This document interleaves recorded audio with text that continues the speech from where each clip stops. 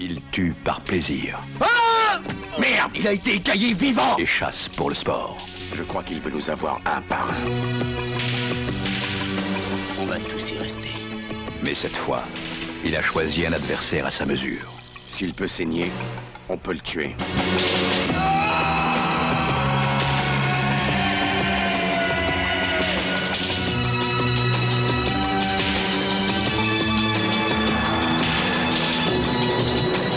Twentieth Century Fox présente Arnold Schwarzenegger dans Predator.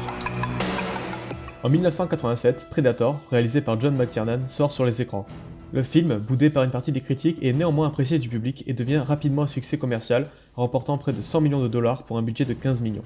Le film lancera la carrière de McTiernan, qui réalisera des films comme Die Hard ou Last Action Hero.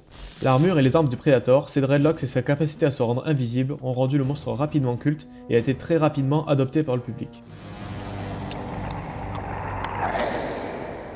You one ugly motherfucker.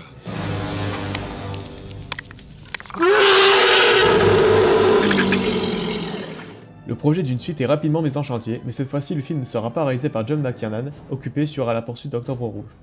C'est finalement le réalisateur Stephen Hopkins, à qui on doit Freddy 5, qui se chargera de réaliser le film. De son côté, Arnold Schwarzenegger devait reprendre son rôle du Major Dutch, mais déclinera la proposition suite à des différends créatifs avec le studio. Le rôle principal du film est confié à Danny Glover, qui jouera le lieutenant de police Mike Harrigan. Il est accompagné de Gary Busey, Bill Paxton, Robin Blades et Maria Conchita Alonso. Le géant Kevin Peter Hall rendosse le costume du Predator, ce qui fait de lui le seul acteur à reprendre son rôle. L'intrigue du film se déroule en 1997, 10 ans après les événements du premier film. Un Predator arrive sur son nouveau terrain de jeu, c'est-à-dire la ville de Los Angeles, en proie à une canicule historique et une guerre entre les gangs des Jamaïcains et des Colombiens. Lors d'une fusillade entre les forces de police et les gangs des Colombiens, Harrigan est témoin de l'attaque du Predator sur les criminels. Il va dès lors mener une enquête pour le retrouver et prouver son existence. Il sera confronté aux gangs et à sa hiérarchie qui lui disent de ne pas se mêler de cette affaire. Sauf que Danny Glover n'est pas trop vieux pour ses conneries, et après une course-poursuite avec le Predator à travers la ville, arrive enfin à son vaisseau et à le neutraliser. Le cadavre du Predator est ensuite emporté par d'autres membres de son espèce qui laissent à Harrigan un ancien pistolet à silex en signe de respect.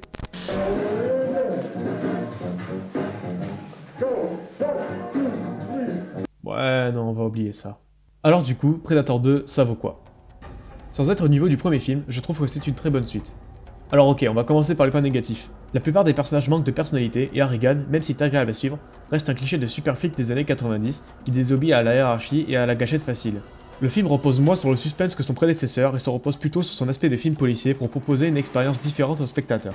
Ensuite, il y a la réalisation qui est de bonne facture et nous sert quelques plans iconiques, comme celui du Predator brandissant sa lance sous les éclairs. Cependant, Hopkins n'atteint jamais la maîtrise de McTiernan et ne laissera pas autant les spectateurs accrochés à leur siège. Certains dialogues sont très artificiels, mais c'est un défaut que l'on peut faire à plein d'actionneurs de l'époque. Bon, maintenant on va parler des points positifs. Cette suite permet de montrer le Predator, le principal intérêt du film, dans un nouvel environnement. On délaisse à la jungle du Guatemala pour la jungle urbaine, celle de Los Angeles. L'alien garde son arsenal de base avec son canon d'épaule et ses lames, mais l'ajout d'une lance rétractile, d'un lance-filet et d'un disque tranchant permet de diversifier les scènes d'action et les façons de découper du flic.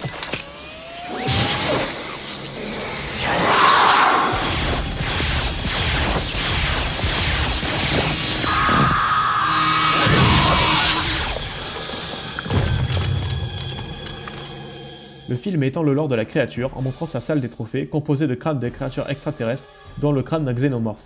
La meilleure scène du film, celle de la traque du Predator par l'armée dans un abattoir, permet de voir l'étendue de ses talents et à quel point il est supérieur à ses assaillants. D'autres scènes restent en tête, comme la fusillade d'ouverture, la scène à bord du métro ou la poursuite entre Harrigan et le Predator sur les toits.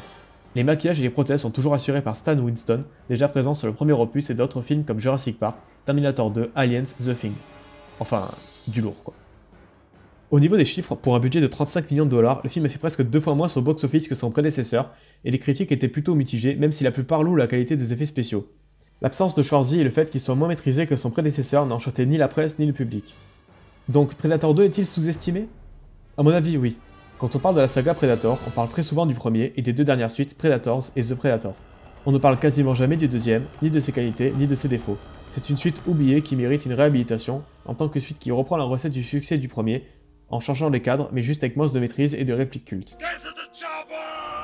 Si vous avez l'occasion de le voir, jetez-y un œil, et si vous avez aimé le premier film, c'est une très bonne série B et un joli mélange entre un slasher et l'arme fatale. J'espère que vous avez aimé la vidéo, c'était un format que j'avais envie de tenter, de parler d'un film que j'aime bien, totalement en voix off, juste avec des illustrations. Donc si ça vous plaît, n'hésitez pas à mettre un j'aime, à vous abonner à la chaîne si c'est pas fait, et à me poster en commentaire des améliorations, des conseils pour améliorer ce format. Sur ce, moi je vous dis à la prochaine, ciao.